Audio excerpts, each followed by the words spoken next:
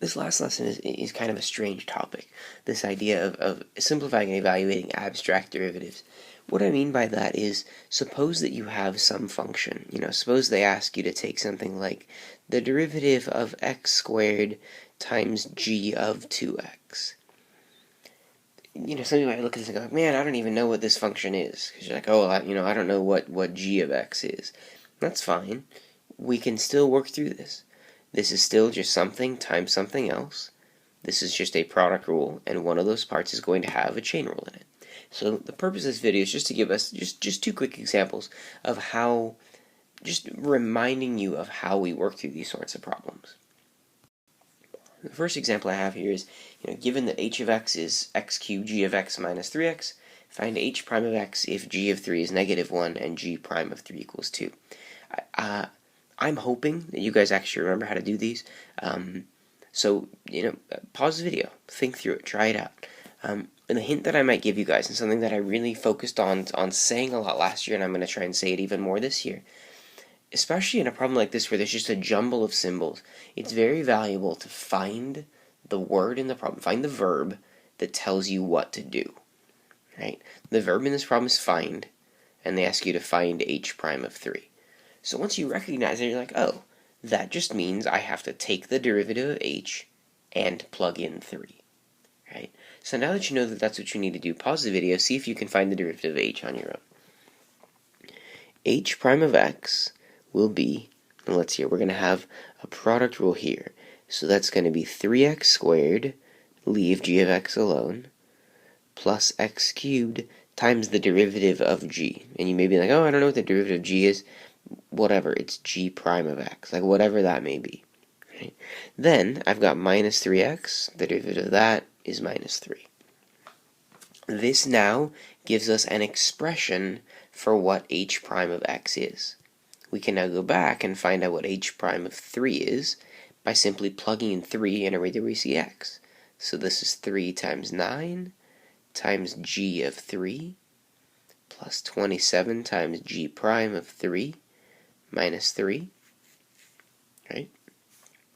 And now we can simplify these things. This is 27 times what is g of 3?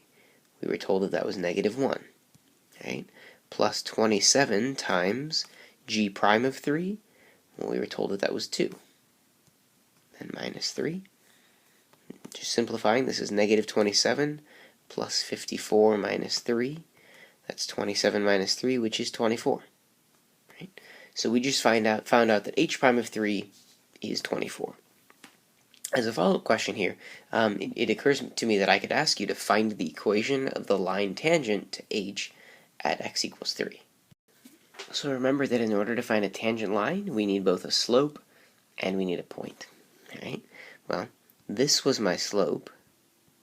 Right? How will I find my point? Right? I know the x-coordinate is 3. It's going to be 3 and then whatever h of 3 is. So it's interesting. This right here would give us h of 3. If I were to plug 3 into that, I would get, let's see, I'm going to have to move this a bit. I would get h of 3 is 3 cubed times g of 3 minus 3 times 3. That's 27 times negative 1 minus 9. That's negative 27 minus 9, so negative 36. So that's my y-coordinate. I now have a slope, and I have a point, and so I can write the equation of this tangent line by just using y plus 36 equals 24 times x minus 3. That would be the equation of the tangent line. So hopefully you also remember how to find the equation of a tangent line.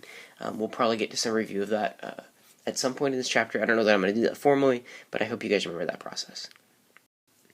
I do have one more example for us, and this is another abstract problem, right? I want us to verify the quotient rule is true by using logarithmic differentiation to find dy dx. So I'm tying together the previous lesson on logarithmic differentiation and basically asking you to show that the quotient rule works. So how are you going to use logarithmic differentiation on this? How does logarithmic differentiation work? Well, it works by us taking the natural log of both sides, ln y equals, and I can skip a step here, this is ln of f of x minus ln of g of x. And now I want you to find dy dx, like find and simplify dy dx. So pause the video, work through this on your own. I think it's going to be, it should be fairly exciting for you guys to find this and work through it on your own. So this is 1 over y dy dx equals 1 over f of x, chain rule times f prime of x, minus 1 over g of x, chain rule, times g prime of x.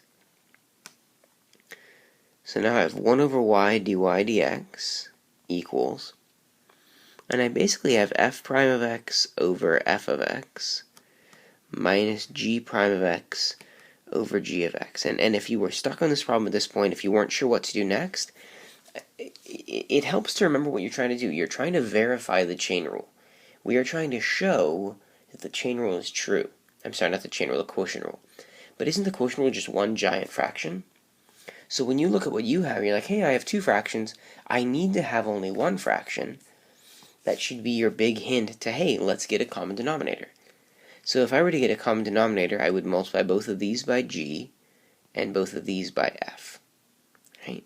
When I do that, I'm going to end up with f prime of x, g of x, minus g prime of x, f of x, all over f of x times g of x. And this is still equal to 1 over y dy dx. So solving for dy dx, I'm going to multiply the y over. When that y gets over, I'm going to replace it. I'm going to replace my y with f of x over g of x. And when I multiply that by this, I'm abbreviating this. When I multiply it over, the f's will cancel. And what I'm going to have left is dy dx equals f prime g minus g prime f all over g squared. And if we think about that, this is low d high minus high d low, square the bottom, and away we go. Right? We were able to confirm or verify or, almost prove the quotient rule by using logarithmic differentiation. So hopefully that was an entertaining exercise. If it wasn't, whatever. I still think that there's hope for you. One of my big themes last year in class was always, I want you guys to be enjoying this stuff. I want you to be seeing the beauty in this mathematics. And I feel like that's even more the case this year. So I hope you're looking forward to it.